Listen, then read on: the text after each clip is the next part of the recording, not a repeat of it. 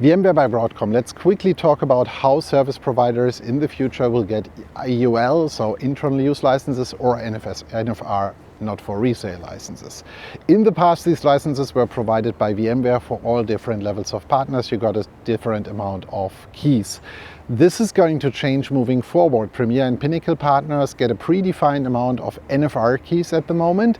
White label partners will not get any direct keys from Broadcom. So how are they going to deal with that? So the question in this specific scenario, what are you going to use them for?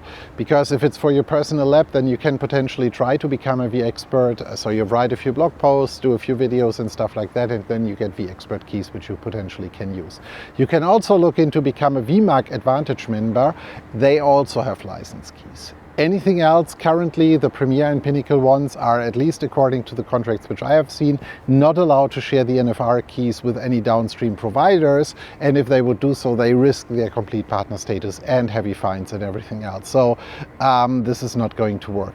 A different scenario is what we do as ComDivision, because we have a massive lab which we have been using for conferences and other things, where we can host hundreds of environments for trainings, and we can actually utilize the same infrastructure to provide lab infrastructure for you as well. And so if that actually applies to you, and if you are a white label host with ComDivision, then please ping your ComDivision representative.